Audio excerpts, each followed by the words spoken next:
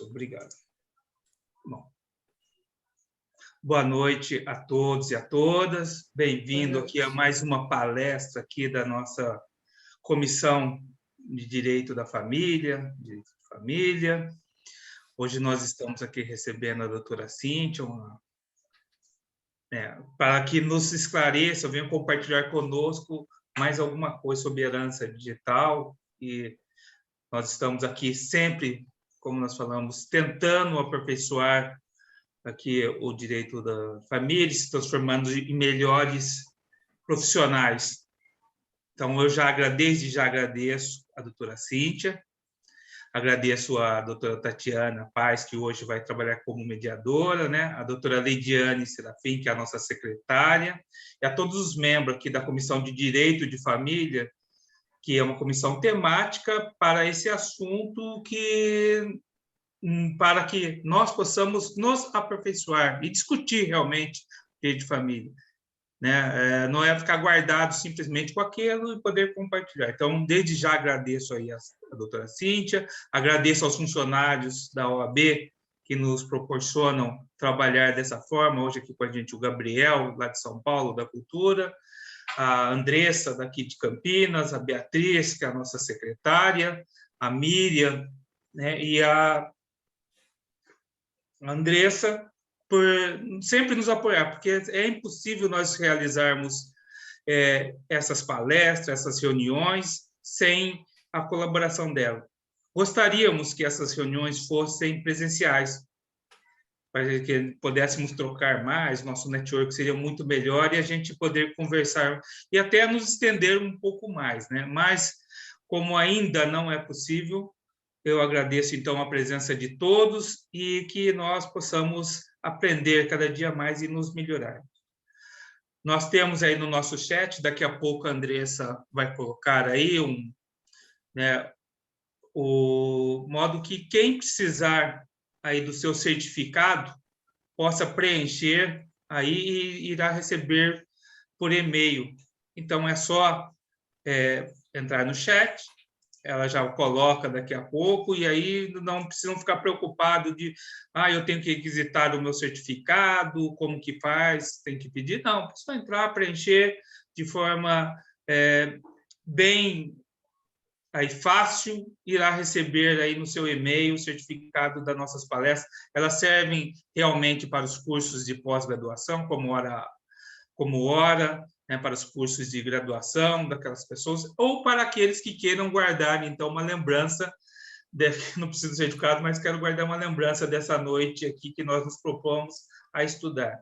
Então, desde já agradeço a presença de todos e de todas, agradeço todo o empenho da comissão e especialmente a doutora Marina, né, que vem se esmerando aí em ver com a comissão os temas, com o pessoal, como achar aqueles melhores palestrantes, aquelas pessoas que realmente entendem da matéria, viu, doutora Cíntia?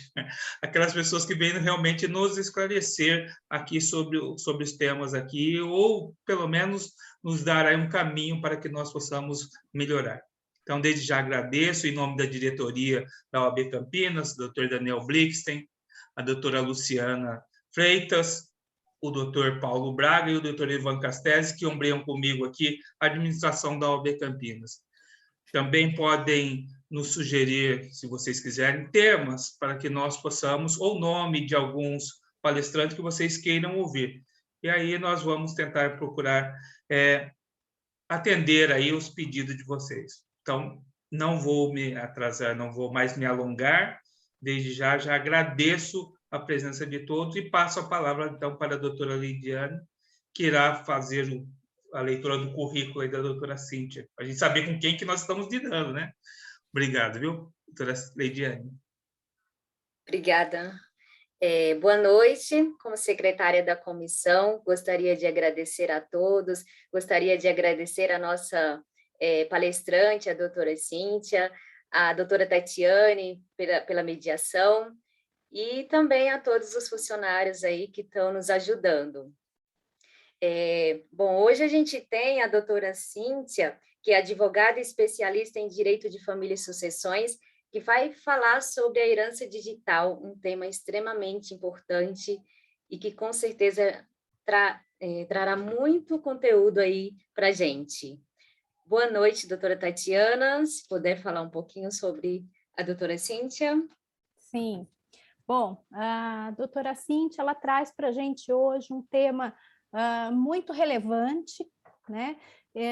A doutora Cíntia, ela é mestranda em Direito e especialista em Direito de Família e Sucessões, professora de cursos de pós-graduação em Direito de Família e Sucessões, coordenadora da Comissão de Direito Digital em Família e Sucessões, integrante da Comissão Especial de Direito de Família e Sucessões da OAB Rio Grande do Sul e presidente das comissões de Direito, Família e Sucessões e de Direito da Criança e Adolescente da OAB Subseção Canoas, Rio Grande do Sul. A doutora Cíntia também é pesquisadora do grupo de pesquisa sobre família, sucessões, criança e adolescente, dos direitos transindividuais e uma especialista em direito digital e em herança digital, que é o tema que nos trouxe aqui hoje, e é sobre isso que nós vamos falar, né? Gostaria de agradecer a presença de todos os colegas que estão aqui nos prestigiando, e dizer que, para abrir o tema de hoje, que hoje em dia, né, a gente sabe muito bem que o direito ele não se restringe a questões físicas e materiais, o mundo digital está aí cada vez mais presente nas nossas vidas, a pandemia trouxe isso, né, para a gente, estamos aqui numa sessão de Zoom digitalmente. Então, assim, é inegável que o mundo digital ele veio para ficar e a gente precisa, dentro do direito, regular essas relações, né?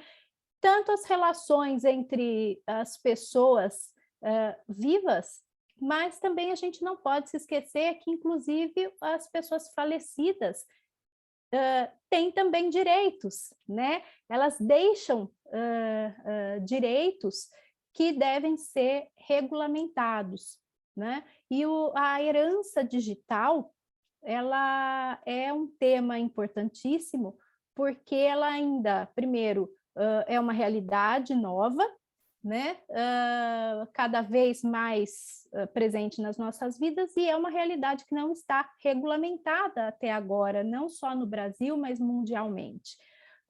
Em paralelo a isso, né, a gente tem que pensar que os direitos relacionados ao mundo digital da pessoa falecida, ela não se restringe apenas aos direitos das coisas materiais, mas os direitos imateriais que podem ser monetizados. A gente tem hoje em dia pessoas que, né, têm propriedades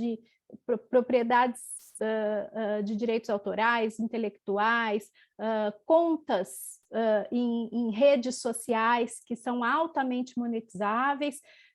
Então, esse é um aspecto, né, do direito digital. O outro aspecto importantíssimo é o aspecto relacionado aos dados pessoais, aos direitos ligados aos dados pessoais da pessoa falecida. Eu não vou me alongar mais, eu acho que a especialista no assunto aqui é a doutora Cíntia Burilli. Ela, então, abro a palavra para a doutora Cíntia nos esclarecer mais aí sobre essa temática.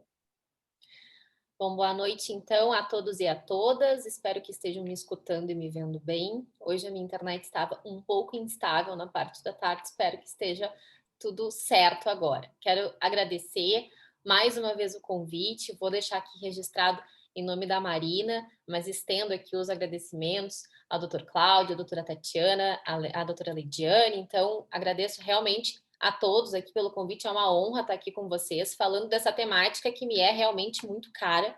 Estava eu aqui, antes de nós entrarmos, justamente contando para a Tati, para o Cláudio e para a Leidiane, que eu sou suspeita para falar da herança digital. Eu me considero uma pessoa suspeita porque ela é objeto aí dos meus estudos nos últimos 2 anos, pelo menos. É tema da minha dissertação do mestrado, então eu realmente tenho um carinho muito grande pela matéria, e talvez o meu carinho e o meu apreço é justamente porque é algo que a gente tem mais pontos de interrogação, mais dúvidas do que efetivamente resposta. E cá estamos nós para tentar, então, desvendar e construir um caminho seguro para todos em relação à herança digital. Eu vou, então, compartilhar aqui com vocês um material que eu preparei. Todos estão vendo? Sim? Maravilha, então. Eu vou deixar, eu não sei se eu consigo deixar o chat aqui, Tati, mas assim, fica super à vontade para me interromper a hora que tu quiseres. Eu só acho que... Ah, tá. Eu consigo aqui colocar o chat, eu acho, do ladinho. Qualquer coisa, se alguém Pode quiser deixar, falar. qualquer coisa eu te chamo a atenção aqui para Então, tá, quaisquer perguntas dos convidados. Então, tá certo. Bom, gente, então, assim, eu sempre inicio dizendo que o ponto de partida da herança digital não é dizer o que é a herança digital. Porque o meu entendimento é de que hoje nós temos a grande discussão em torno da herança digital no que toca ao direito sucessório é justamente quais bens digitais eles são passíveis de transmissão via sucessão causa-mortes. Então, me parece que hoje a gente tem um problema conceitual da herança digital, porque efetivamente nós temos uma divergência muito grande na doutrina, nós não temos, como a Tati já adiantou, uma legislação específica que regule a matéria. Então, ao meu entendimento, nós temos um grande ponto de interrogação quando nós nos questionamos o que é herança digital. Mas para a gente começar a construir, então, essa resposta, eu costumo iniciar explicando e pedindo para que as pessoas imaginem a herança digital como um grande guarda-chuva, tá? Imaginem um grande guarda-chuva e todo guarda-chuva ele tem aqueles ferrinhos que sustentam esse guarda-chuva. E esses ferrinhos, um deles é de fato o direito sucessório. Mas além do direito sucessório, nós temos outras várias áreas do direito que tocam e interferem diretamente dentro da temática do direito sucessório. E aqui, a título de exemplo para vocês, a gente tem muito forte incidência do direito do consumidor e justamente pela questão dos termos de uso, né, pelos contratos que nós firmamos quando a gente vai lá e marca o li e aceito, né, quando a gente entra para fazer parte de uma rede social, né, enfim, de qualquer situação, a gente está ali firmando um contrato. Então, a gente tem uma incidência muito forte do direito do consumidor, a gente tem uma incidência muito forte do direito tributário, porque hoje, para a gente responder o que é herança digital, e para a gente entender quais desses bens vão ser transmitidos aos herdeiros em razão da morte do titular, nós temos que pensar que nós precisamos tributar. Como é que nós vamos tributar uma página de um digital influencer? Nós não temos critérios hoje para isso. Hoje ninguém consegue colocar numa DIT, numa declaração de imposto de transmissão, uma declaração de imposto de transmissão, uma rede social, um perfil em rede social. Agora que recentemente nós conseguimos regulamentar os bitcoins, que eu acho que dentro dos bens digitais é o que a gente mais tem aí um direcionamento e uma segurança em relação à tributação a ser paga. Além do direito tributário, responsabilidade civil, né? Justamente em relação à violação de possíveis princípios e regras previstas no CDC. Vocês vão ver isso de forma mais clara nas decisões que a gente tem aqui no nosso tribunal, aliás, nos tribunais. Direito constitucional, e aqui é uma área que eu gosto muito em especial, porque, ao meu ver, a gente tem aqui possivelmente uma violação, uma colisão de direitos fundamentais. Daqui a pouco a gente pode ter uma colisão do direito à herança, que está constitucionalmente previsto e protegido, mas também nós temos, por outro lado, o direito à privacidade, a vida privada, que igualmente é protegida pela Constituição Federal. Então, mais para frente, vocês vão começar a entender que não é só o direito sucessório que está em jogo. Hoje aqui a gente vai tratar deste recorte do direito sucessório, mas tocam nessa questão da transmissibilidade dos bens digitais todas essas outras áreas do direito que nos dão ainda mais dúvidas e ainda mais problemas para a gente tentar resolver e tentar encontrar a resposta de quais bens digitais eles são, portanto, hereditáveis e quais, e se há realmente algum deles que não há, que são, portanto, inereditáveis. E para a gente começar a construir essa resposta do que é herança digital, eu parto daquilo que a gente tem. E aí, então, a gente começa a explicar o que são os bens digitais. E eu gosto muito de uma definição do Bruno Zampier, que é um autor que tem um livro, é o único autor que tem um livro sobre bens digitais, e ele vai definir os bens digitais como sendo aqueles bens incorpóreos, os quais são, então, progressivamente inseridos na internet para um usuário, constituindo informação de caráter pessoal que trazem alguma utilidade àquele. E aqui eu chamo a atenção de vocês para essa parte em especial. Tenha ou não conteúdo econômico. Isso daqui, gente, essa parte aqui, tá, da definição, é o que causa todo o problema e toda a discussão em torno do que é e do que não é herança digital, tá? Porque justamente a gente tem bens digitais que têm uma característica patrimonial e bens digitais que têm uma característica existencial, personalíssima, que está ligado a nenhum fator patrimonial, que não tem nenhum cunho econômico, que está ligado diretamente à personalidade daquele usuário, daquele titular. E aí, a doutrina classifica esses bens digitais, então, em 3 categorias, e que vai ficar mais fácil para vocês entenderem por que se discute tanto o que transmite e o que não transmite. Essa categoria, essa classificação, ela se subdivide em 3 categorias. Aqueles bens digitais de conteúdo patrimonial, os de conteúdo existencial e os de conteúdo híbrido, ou seja, patrimonial e existencial. No único bem, a gente vai encontrar as duas características. Nos bens digitais de conteúdo patrimonial, que são, portanto, aqueles que possuem um conteúdo exclusivamente patrimonial, que tem realmente um conteúdo econômico, não tem nada a ver com personalidade do titular, e que eu sempre exemplifico aqui como as moedas virtuais ou as criptomoedas, os bitcoins, as milhas aéreas. Vocês vão ver que, inclusive, já tem julgado sobre as milhas aéreas, créditos e avatares em jogos virtuais. Isso daqui é sensacional. Eu lembro que quando eu estava estudando, eu fiquei muito impressionada porque eu não tinha ideia. Eu não sei vocês, mas existe um mercado enorme de jogos virtuais. Em especial na China, mas aqui no Brasil a gente já tem percebido um crescimento nesse sentido, em que as pessoas elas treinam os avatares, tornam esses avatares fortes, digamos assim, evoluídos e tudo mais, e depois elas vendem esse avatar, né, relativamente pronto ou, né, mais pronto para aquele usuário que já quer um avatar ali mais forte para continuar o jogo. E isso move quantias, assim, pequenas fortunas. Esses dias eu verifiquei o custo de uma espada num jogo virtual que era 20 mil reais. E alguém comprou isso. E aí eu comecei a me dar conta e a perguntar para pessoas próximas que aquelas pessoas que os filhos recebem mesadas dizem que eles gastam horrores da mesada com créditos em jogos virtuais. Então, percebam que esse avatar, ele não tem nenhuma característica personalíssima, não é a imagem do filho de vocês, né, ou mesmo de vocês, enfim, não tem, normalmente é um nickname, não é o nome daquela pessoa, ou seja, aquilo ali pode valer uma pequena fortuna e nós nunca pensamos em trazer isso para dentro da sucessão.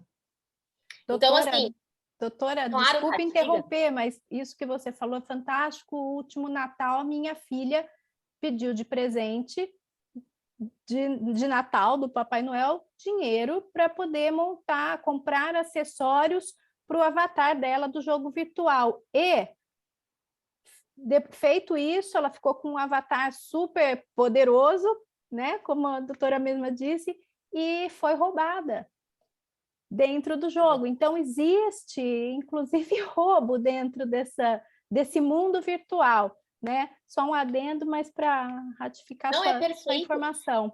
Porque, claro, né, Tati, nada daquilo que faz parte daquilo que a gente está acostumado, a gente não tem como saber. E pesquisa, me surgiu assim do nada um artigo que falava justamente sobre isso, e eu fiquei muito impressionada. Coincidentemente, eu tenho uma amiga que trabalha, que entrou agora numa empresa justamente de jogos virtuais. Ela é advogada também, e assim, ela me falou que se movimenta fortunas. Fortunas. Então, assim, quando a gente vê, meu Deus, aquele monte de aplicativo de jogo virtual, é porque isso realmente, gente, dá muito dinheiro. Então, no meu entendimento, esses avatares em jogos virtuais, eles estariam dentro dessa categoria dos bens digitais de caráter patrimonial. Além disso, né, aqueles itens pagos em plataformas digitais, e aqui eu não vou adentrar nesse assunto com vocês, mas eu quero só fazer uma distinção, tá? Nós temos uma questão aqui entre uma propriedade e um direito de acesso. Não confundam, tá? Direito de acesso é aquilo que a gente tem, por exemplo, naqueles serviços de streaming, por exemplo, Netflix, alguns e-books que a gente não compra efetivamente o livro virtual, mas a gente acessa uma estante virtual, enfim, e a gente tem o direito de usar e fruir, mas a gente não tem aquele livro para nós.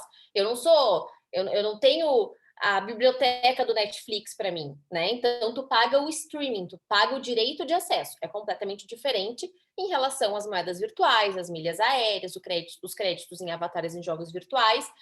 A gente não precisa entrar nessa discussão, mas só para vocês entenderem que não é necessariamente tudo que está no mundo virtual que a gente vai classificar como sendo bens digitais de qualquer natureza que seja. A segunda categoria são aqueles bens, então, digitais que têm uma característica existencial ou personalíssima. Ou seja, nessa situação, não há nenhum caráter patrimonial. O exemplo que eu sempre dou, o meu perfil das minhas redes sociais. Eu não tenho nenhuma movimentação econômica, eu não sou digital influencer e eu não tenho nenhum retorno, nenhum proveito econômico das minhas redes sociais. Portanto, todos os meus perfis em redes sociais, eles são classificados como bens digitais de caráter existencial.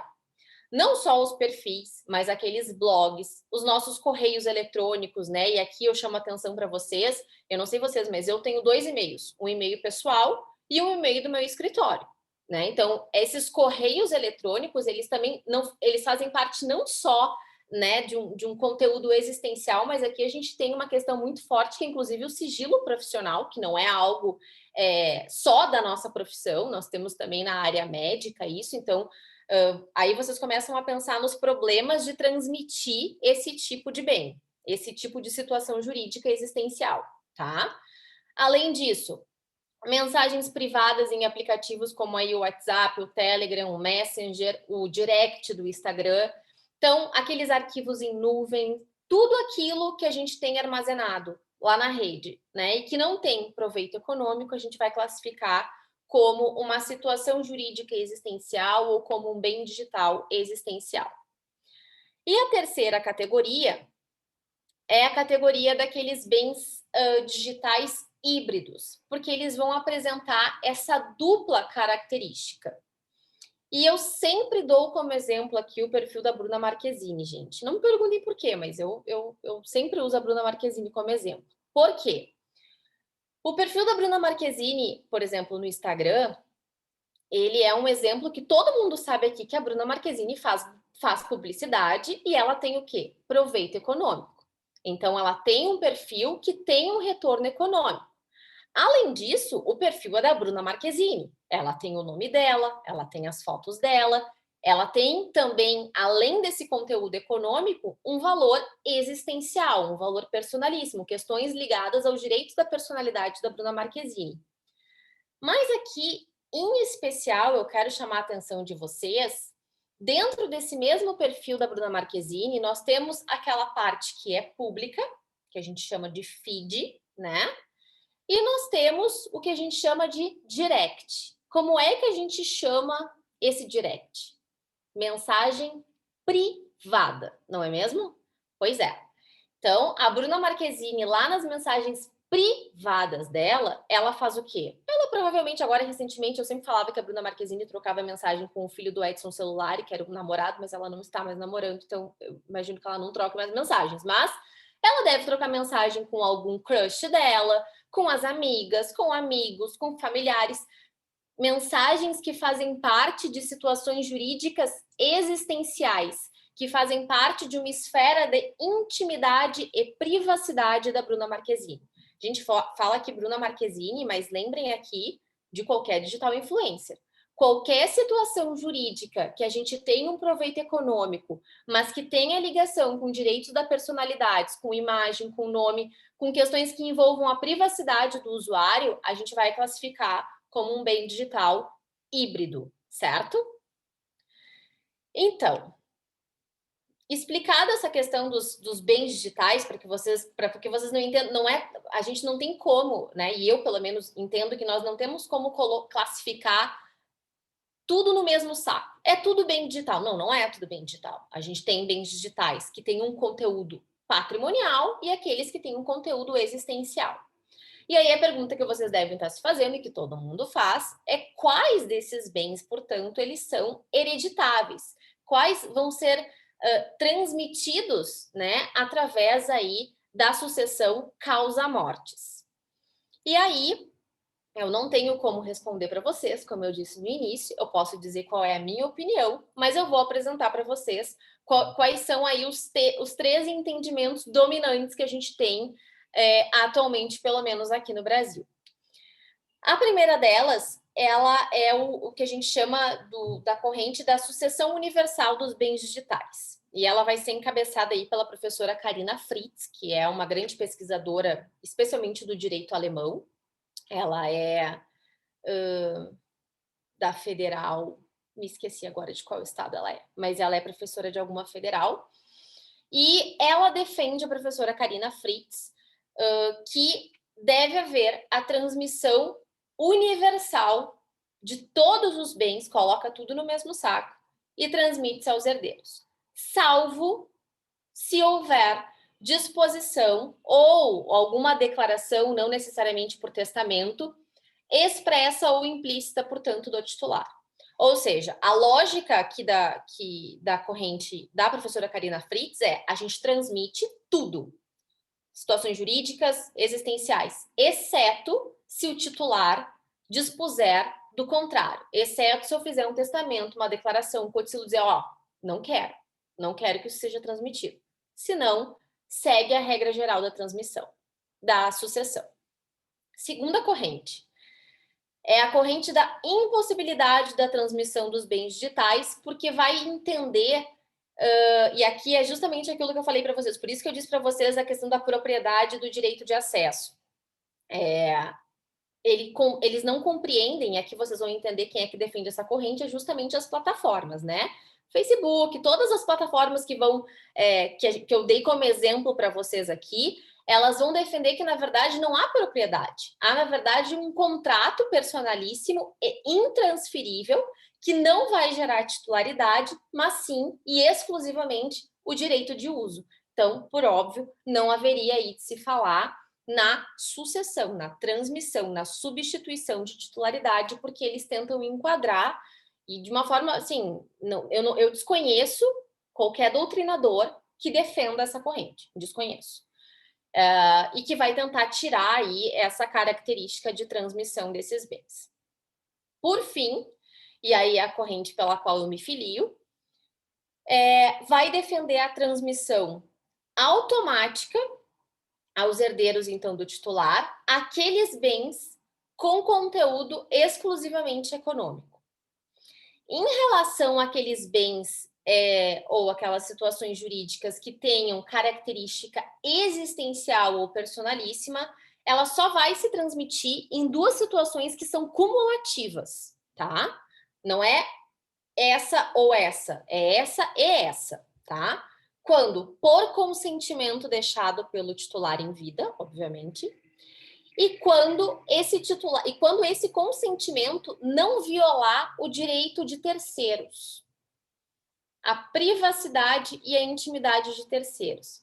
Porque percebam, quando a gente está tendo aquela conversa privada, quando eu disse para vocês, a gente não conversa sozinho, né? A gente conversa com terceiros. Então, essas pessoas com quem eu falei, elas têm o que eu chamo de expectativa de privacidade. Eu não sei vocês, mas quando eu estou conversando, por exemplo, com a minha sócia no escritório, eu tenho uma expectativa de privacidade da nossa conversa. Quando eu estou conversando com a Tati no privado, eu tenho uma expectativa de privacidade.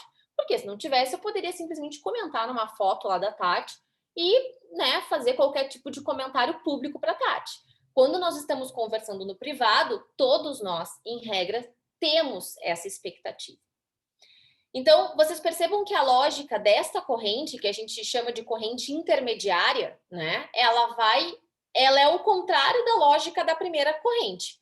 Porque aqui só vai transmitir situações existenciais se houver disposição nesse sentido e se essa disposição não violar a privacidade de terceiros, que a gente chama de interlocutores, que são aquelas pessoas com quem tu manteve algum tipo de comunicação. Então, esse é o panorama, essas são as correntes doutrinárias que nós temos sobre essa temática. Depois, se vocês quiserem, a Tati eu estou vendo a Tati aqui, eu estou curiosa para saber qual é que é a posição dela aqui.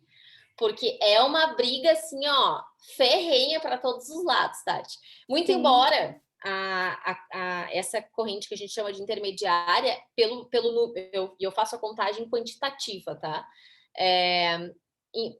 Pelo que eu pude pesquisar, e a minha pesquisa aponta que é a corrente majoritária. A gente tem aí um maior número de doutrinadores apoiando. Ali, a primeira, eu conheço a Karina Fritz, o Felipe Mendon, o Gustavo Tepedino também defende. E nessa terceira tem a Ana Carolina Brochado Teixeira, tem a Lívia Leal, que tem um livro, inclusive, sobre herança digital excelente, Gabriel Honorato, enfim, temos um número maior. Mas essa é a grande discussão em torno da transmissibilidade dos bens digitais. Eu concordo com você, Cíntia. Entendo que é importantíssimo se resguardar direitos de terceiros, né? Então, também entendo que esses bens a serem transmitidos devam respeitar uma escolha, né? Não apenas do titular desses dados e dessas informações, mas também desses terceiros, como você bem disse, né? Quando você fala numa mensagem com outra pessoa por direct, é uma mensagem privada, né? Então, ainda que seja uma conta comercial, a gente tem que entender que por trás dessa conta, quem lida, né? Quem trabalha essa conta é uma pessoa, foi uma pessoa, né? Uma pessoa natural, né? Que quando ela passa a não ser mais uma pessoa viva, né?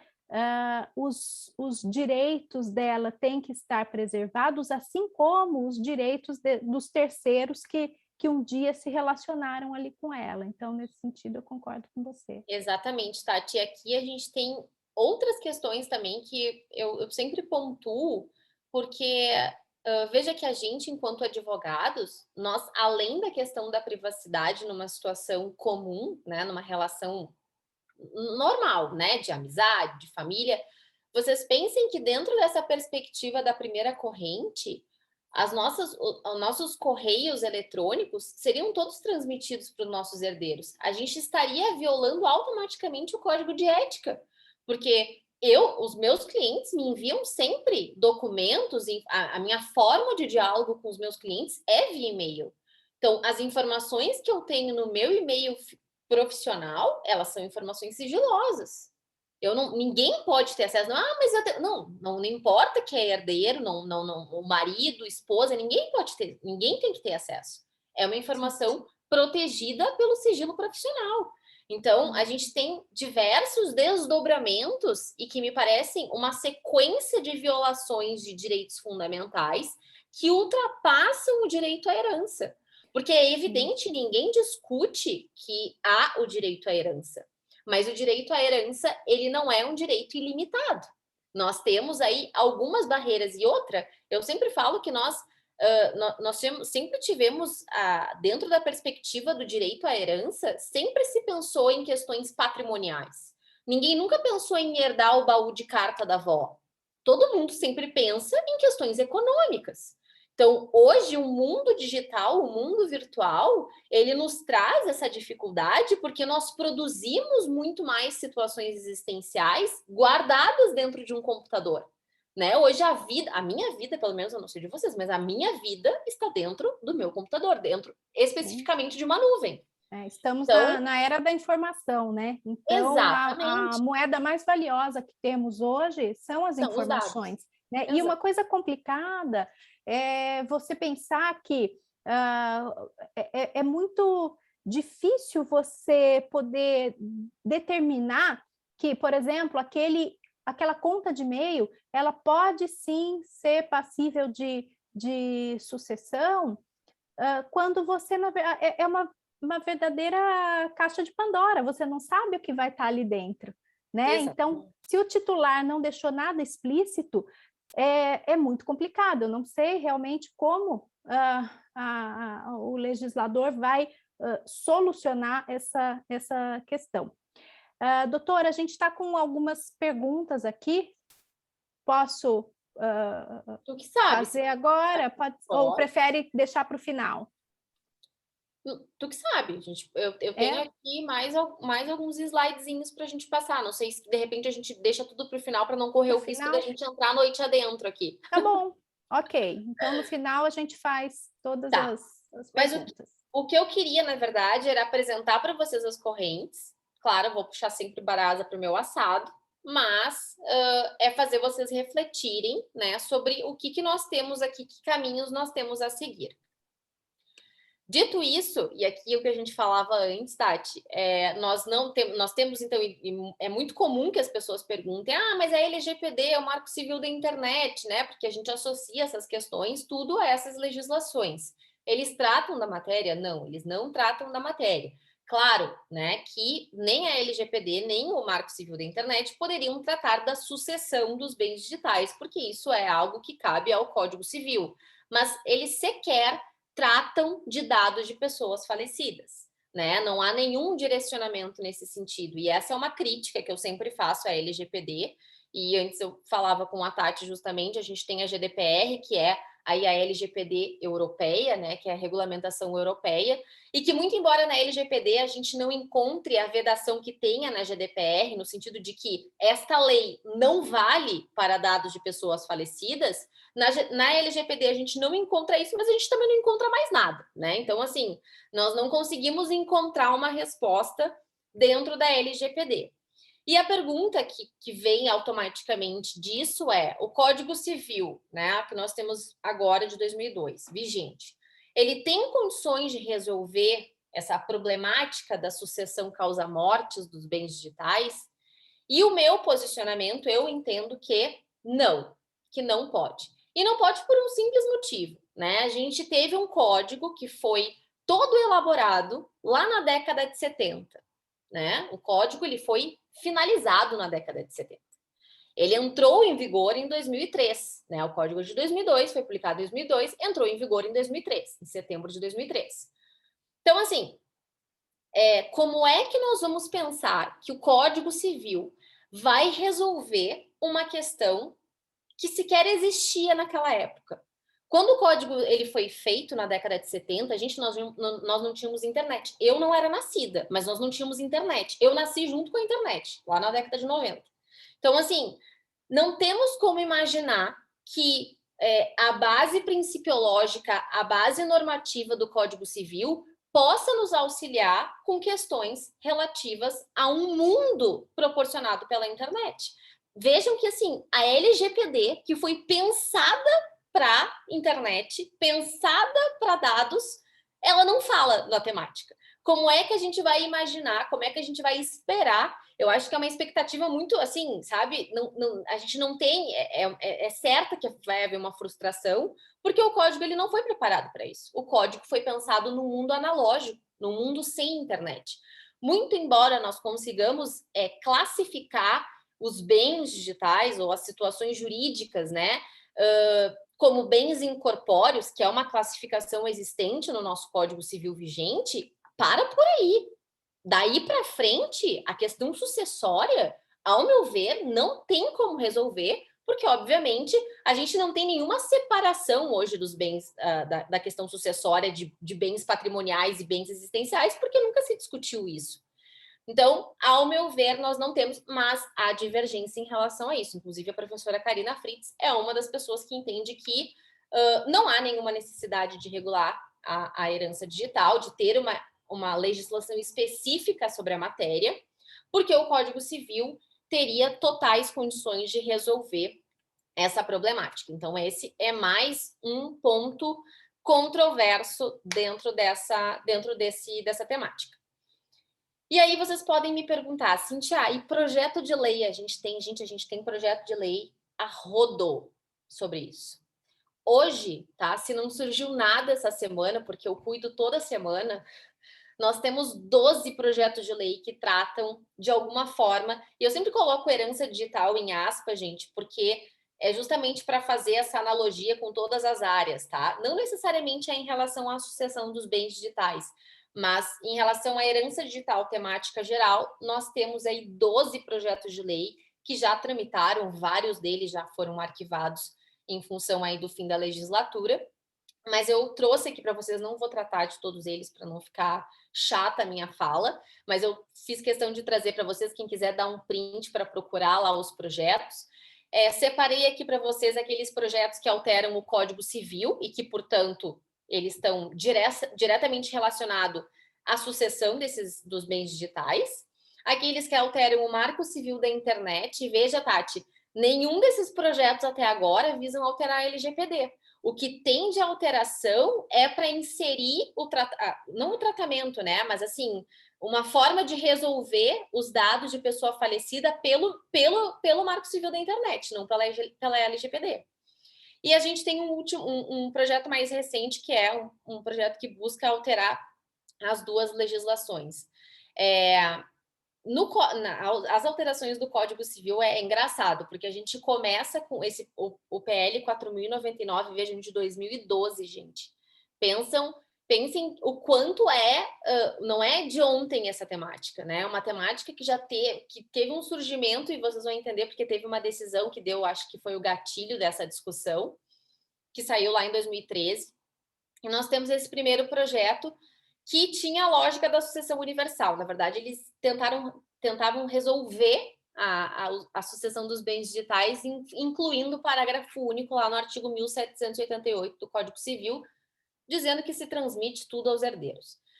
Com o passar do tempo, a gente percebe literalmente, assim, é nítido a evolução metodológica dos projetos, né?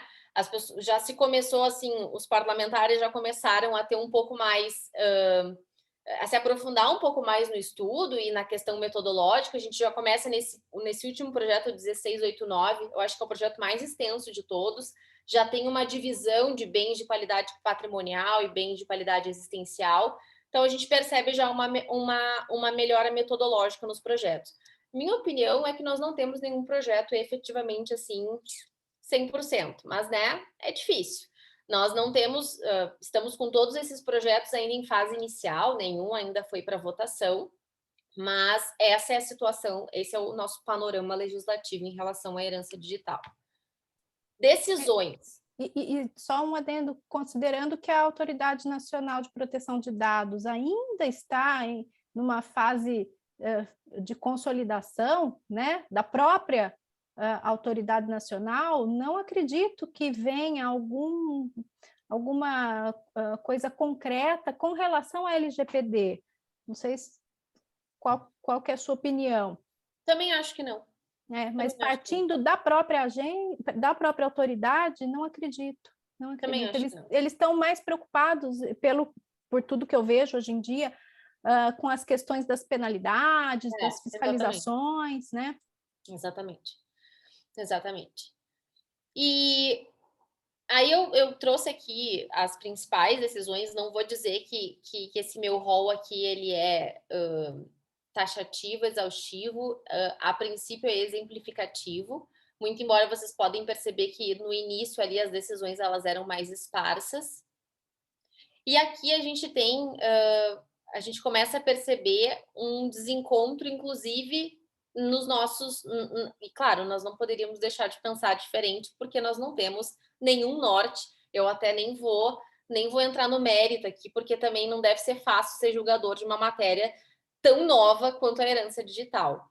E essa primeira decisão que teve em 2013, vejam que foi julgada no juizado especial civil, lá na comarca de Campo Grande, em Mato Grosso do Sul, e foi uma mãe que entrou contra o Facebook pedindo a exclusão da página da filha. A filha teria falecido precocemente e ela não se sentia bem. Ela alegou que a página do Facebook da filha tinha se tornado um muro de lamentações, né? Lá o Facebook previa que na morte, no falecimento, a página se tornaria num memorial, que eles chamam, né? E a mãe, então, entrou pedindo a exclusão porque ela não se sentia bem. A juíza deferiu, a página foi excluída. Em 2018, lá na comarca de Pompeu, Minas Gerais, nós tivemos uma situação semelhante em que também uma filha falecida precocemente, a mãe entrou contra a Apple, pedindo acesso ao iCloud da menina. E aí, nessa situação, o juiz lá da comarca de Pompeu negou o pedido da mãe, alegando que não havia nenhum indício, nenhuma declaração da filha. Vejam que não tinha nenhum tipo de... Na época, eu acho que se tinha uma doutrina que outra esparsa, mas assim, artigo pouquíssimos, dizendo que não havia nenhuma declaração da filha no sentido de autorizar esse acesso para a mãe, e que, por mais... Ele não usa esses termos, ele, na verdade, até usa a fundamentação da violação, a previsão de inviolabilidade de comunicação, prevista também lá no inciso 10 ou 12 do artigo 5º da Constituição. Então, ele fundamenta a negativa dele na inviolabilidade de comunicação e dos dados, que também está lá previsto no rol do artigo 5º. E mais recentemente, a gente então teve agora uma dobradinha lá do TJ de São Paulo, que esse ano ainda, primeiro da indenização por exclusão de perfil em rede social, que também foi uma mãe que entrou pedindo, na verdade, o contrário daquela primeira mãe.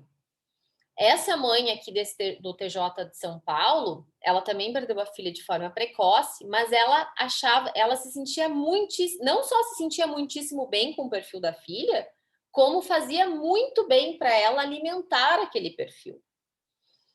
E aí, do nada, 1 ano e meio depois do falecimento, da morte da filha, o Facebook simplesmente excluiu a página. E aí ela entrou pedindo, primeiramente, que se pudesse reativar a página e, se não pudesse, uma indenização pelo dano moral causado para ela. E aí o tribunal, em primeiro lugar, foi indeferido o pedido, e o tribunal confirmou, negou também. Tem até um artigo que eu escrevo junto com a Lívia Leal e com o Gabriel Honorato, que também são pesquisadores da temática, fazendo uma crítica nessa decisão. Eles citam, inclusive, o livro da Lívia, eles classificam o perfil dessa menina como uma situação jurídica existencial, o que está perfeito, mas, ao nosso ver, houve, na verdade, uma falha na prestação de serviço do Facebook, porque eu li toda a contestação do Facebook, e o Facebook, ele se limita a dizer que possivelmente a menina optou pela exclusão da página do perfil do Facebook no falecimento dela, mas ele não demonstra isso. Eu não sei se você sabe, mas quem tem perfil do Facebook aqui, o Facebook, ele te dá 3 opções. Tu podes nomear um contato herdeiro. Eu posso hoje colocar lá a Tati como minha contato herdeira, que vai ser a pessoa que vai gerenciar a minha conta no caso do falecimento. E olhem a preocupação do Facebook. Mesmo a Tati sendo nomeada por mim como contato herdeiro, ela não vai ter acesso a tudo. O acesso que vai ser passado à Tati, no caso de eu falecer, é restrito àquelas questões públicas. O Messenger, a Tati não tem acesso. Então, percebam que há um cuidado do Facebook em que, claro, né, gente, a gente sabe que de santo Facebook, o Facebook não tem nada, mas assim, vocês percebam que há um cuidado na questão da violação dos direitos à privacidade, tanto do titular quanto daquelas pessoas. Inclusive, o Facebook cita isso na contestação. Mas ele simplesmente não comprova. Daí fica fácil, né? Ele usa exatamente esse termo. Possivelmente a usuária optou pela exclusão. Bom, se está lá a possibilidade de eu escolher, então que o Facebook comprove que, de fato, a menina optou pela exclusão. Na medida em que ele não pode comprovar, ao nosso ver, há uma falha na prestação de serviço e, portanto, haveria, sim, o dever de indenizar por parte do Facebook. E, por fim, esse acórdão é, no mínimo, bizarro. Depois, vocês podem me pedir que eu tenho todos eles e eu mando para vocês.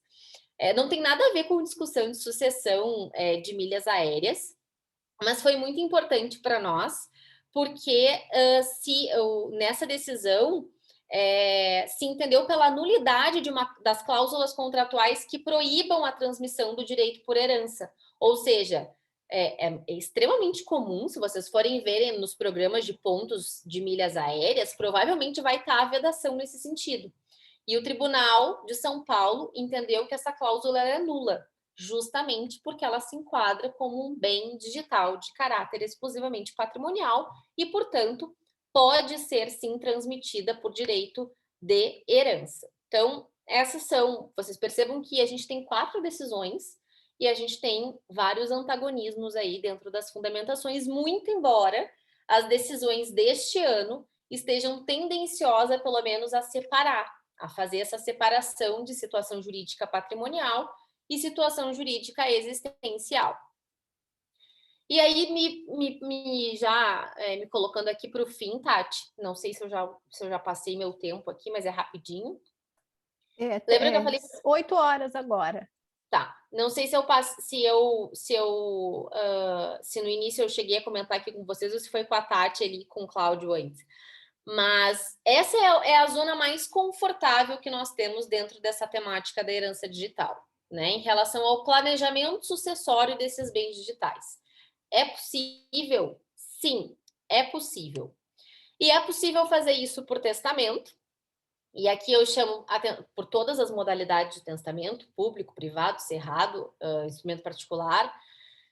E aqui eu chamo a atenção para vocês, em especial, ao parágrafo 2º do 1857, que vai dizer lá que são válidas as disposições testamentárias de caráter não patrimonial, ainda que o testador somente a elas tenha se limitado. Ou seja, vai dizer assim para mim, Cintia, eu não tenho nenhum bem digital de caráter patrimonial. Não tem nada, não tenho R$1 de bem digital. Mas eu tenho os meus arquivos de foto. Mas eu tenho os meus perfis de rede social. E eu quero que esses perfis continuem ativos e eu quero que esses perfis sejam gerenciados por uma pessoa especial. Eu posso fazer um testamento? Pode. Tá aí a cláusula, o artigo que permite isso, parágrafo 2º do artigo 1857. Além do testamento, que eu sempre digo, né? A gente tem a cultura do testamento aqui no nosso país, ela é, assim, ínfima, né, gente? Se a gente fizer uma votação aqui, se eu falar assim, ó, quem aqui tem testamento dentro do grupo, eu duvido que mais de 10% tenha. Se tiver. Porque a gente não tem essa cultura. E essa é uma das grandes críticas que eu faço à corrente da professora Karina Fritz, com todo respeito, obviamente, mas, assim, essa cultura, inclusive da questão de tabu sobre morte, né? Experimentem vocês lá no almoço de família no domingo. Aqui a gente é gaúcho, né? Domingo é dia de churrasco, né? Então experimentem lá no churrasco de vocês, quando tiver todo mundo vacinado, puder juntar pai, mãe, tio, periquito, papagaio, todo mundo. Experimentem vocês dizerem que vocês vão fazer um testamento. Alguém vai dar um tapa na boca de vocês e vai dizer, tu tá louca, né? Tu tá chamando a morte, né?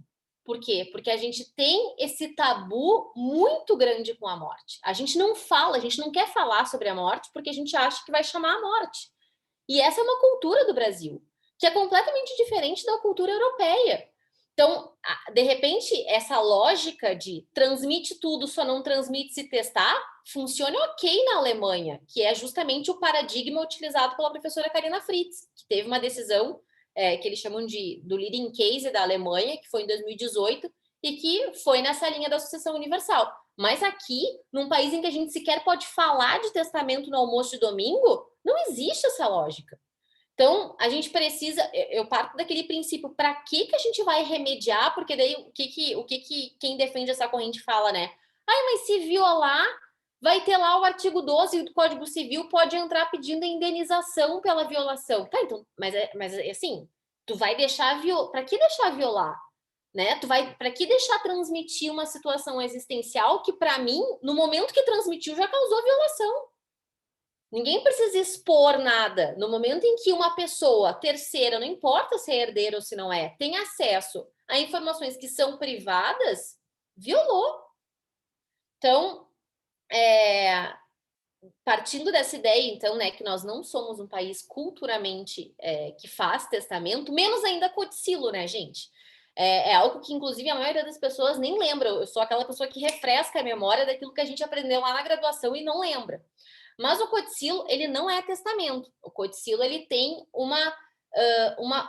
ele exige muito menos formalidade do que o testamento, mesmo em comparação com o testamento por instrumento público. Por quê? Porque ele é um documento escrito particular, datado e assinado. Eu não preciso sequer de testemunha, como é o caso do instrumento particular.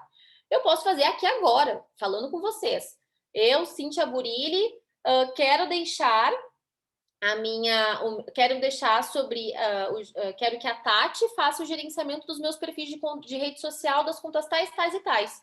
Hoje é dia 8, né? 8 de setembro de 2021. Pronto, tá feito meu codicilo. Tá aqui. Então, por codicilo, que é uma super facilidade, há o entendimento também, porque aqui tem, né, a previsão de esmolas de pouca monta. É péssima a redação, né, gente? Inclusive, tem projeto de lei para alterar essa redação do codicilo. Mas essa esmola de pouca monta, a gente poderia incluir não só bens de caráter existencial, mas também bens de caráter patrimonial, porque a doutrina entende que essa esmola de pouca monta, ela corresponde de 10% a 20% do patrimônio líquido do espólio. Ou seja, num patrimônio de R$1 milhão, tu tem aí uma margem de 100 a 200 mil reais. Gente, eu sou péssima em matemática, se meu cálculo estiver errado, ignorem. Mas existe aí uma margem para vocês, inclusive, utilizar o codicilo nesse sentido. E aqui vai ter aquele problema que eu falei antes para vocês, né, gente, que é a avaliação desses bens, né? A gente não tem critério nenhum. Claro que a gente sabe que existem critérios dentro desse mundo de publicidade e tudo mais, de quanto vale uma conta, um perfil, pelo número de seguidores, pelo número de engajamento, mas assim, critérios tributários não existem. Então, esse para quem gosta da matéria tributária, é um baita tema para se explorar também. Porque é muito difícil hoje, né, tu pensar assim, tá, não, mas a conta meu patrimônio é de 1 milhão, será que a minha conta está valendo até 100 mil reais para poder fazer por codicilo? Mas, enfim, né, para questões existenciais, ele é perfeitamente válido. E é isso que eu preparei para esse nosso encontro de hoje. Espero que... Deixa eu interromper aqui. Espero que eu não tenha... No caso, o testamento, então, ele supriria o consentimento que a LGPD pede numa das 10 bases legais. Eu entendo que sim. Você entende que sim? Eu entendo que sim. Tá, mas só para os direitos, então, que não sejam patrimoniais. Não, para todos. Para todos? Para todos. O testamento tem o parágrafo 2º do 1784. Não, mas à luz da LGPD, você acredita, então, que sim, funcionaria como se fosse um consentimento? Funcionaria, com Tá. certeza. Com certeza. Eu estou vendo que a sua apresentação está chegando ao fim, né? Mas nós temos aqui algumas perguntas. Claro, vamos lá.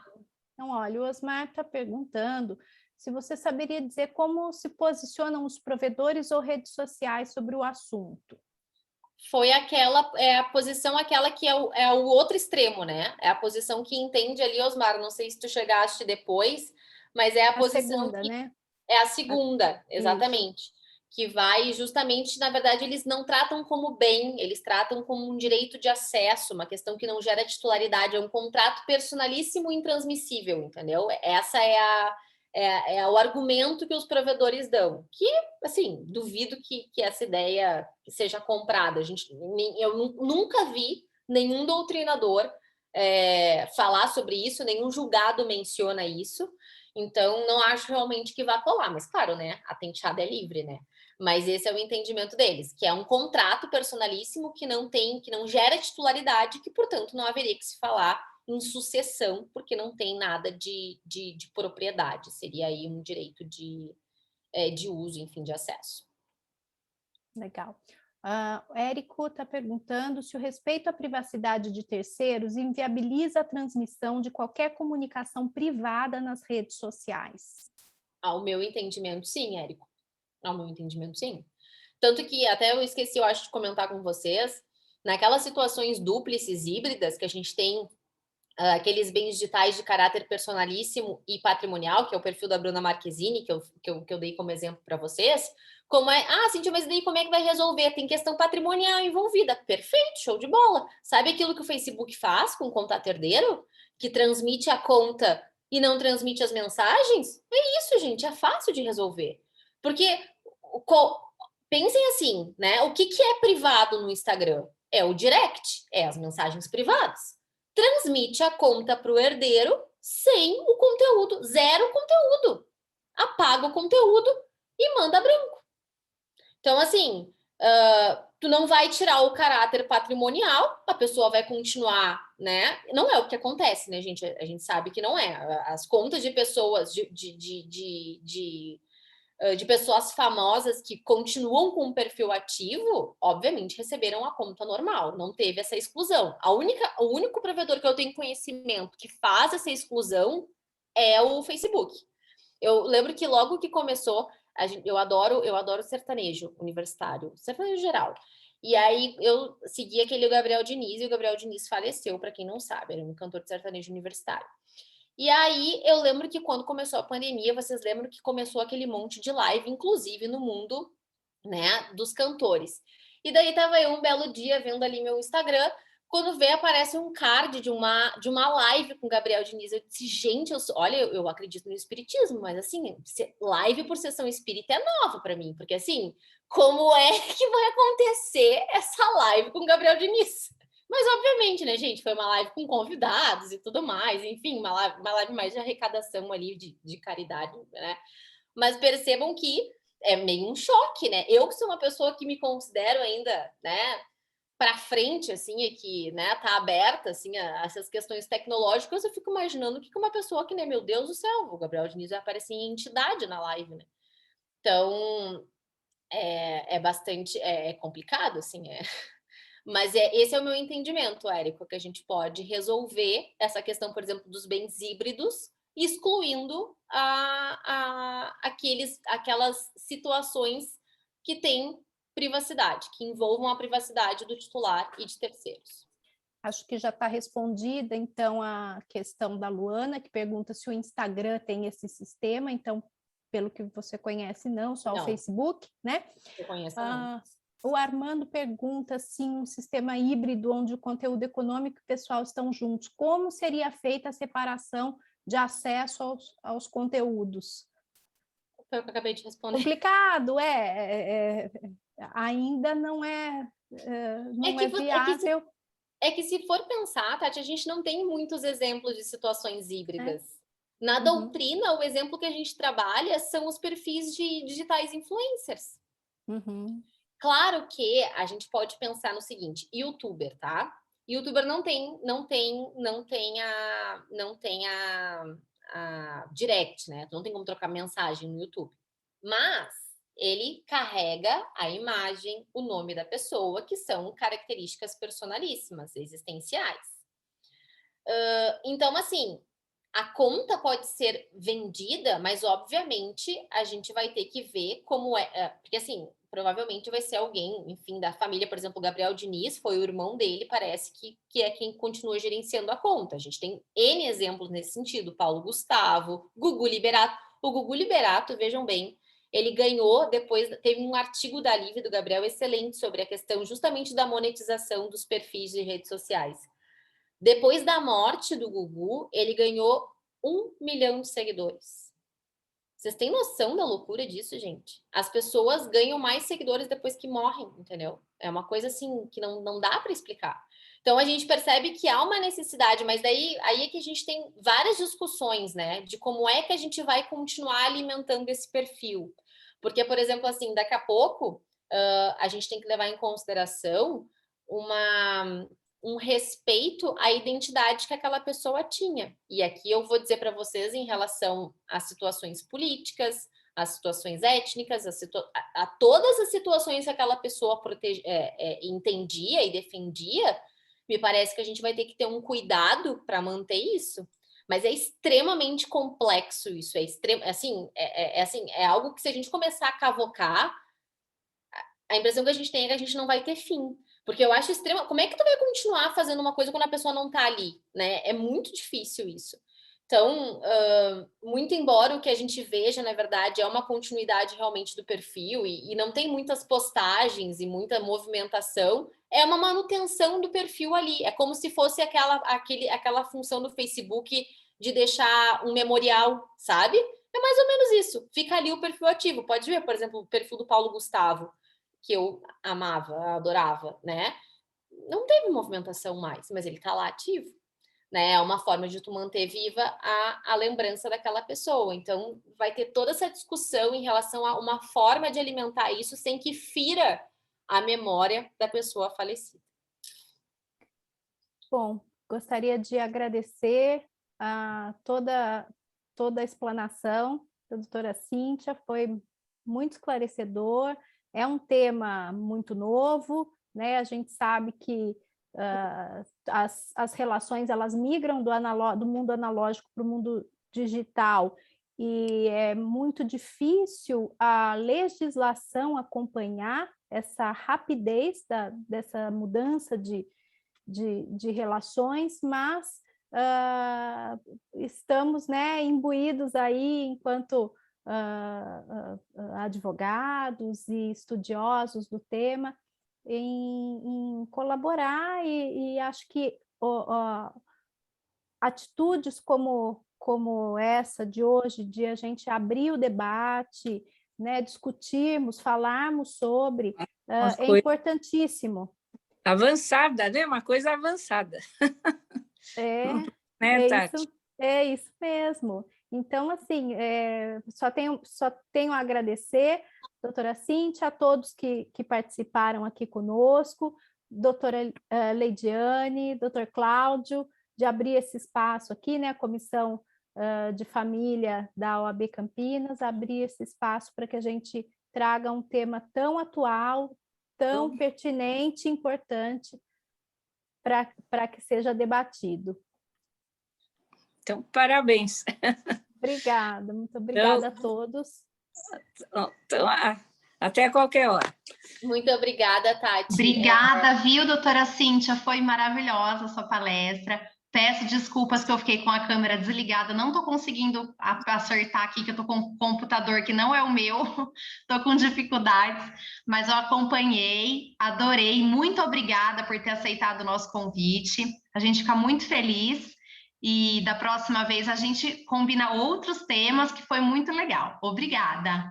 Eu que agradeço, Marina, mais uma vez pelo convite. Tati, desculpa, né? Eu acho que eu não esclareci muitas coisas, mas eu busquei pelo menos trazer para vocês a reflexão, né, dessa discussão em torno dessa temática que, assim, tenho certeza absoluta. Ela vai se tornar cada vez mais cotidiana nas nossas vidas, tanto privadas quanto na advocacia, né? Eu já tenho alguns casos de clientes buscando testamento, fazer testamento nesse sentido. Então, eu acho que assim, a gente tem que... É uma nova fonte de exploração, inclusive da advocacia, e que nos coloca aí diversos desafios. E eu sempre me coloco à disposição, tá? De quem quiser material, né? Eu, como já tenho aí um tempo de pesquisa, tenho bastante coisa, eu sempre digo que pode me pedir, o que eu tiver, eu sempre compartilho. Fico super feliz quando alguém me manda, vai ser eu vou fazer um artigo, eu vou escrever um TCC, ou eu quero saber mais sobre o tema, pode me pedir que eu mando sem problema nenhum, fico super feliz. Quero agradecer mais uma vez o convite de estar aqui com vocês. E contem comigo para o que precisarem, espero que tenham gostado. Tenham todos uma excelente noite de quarta-feira. Eu tô meio perdido, tô achando que hoje é segunda, mas ontem foi apenas feriado. Tenham um bom restinho de semana e contem comigo, tá bom, gente? Um grande beijo, um grande abraço para todo mundo. Muito obrigada. Boa noite a todos. Boa noite a todos.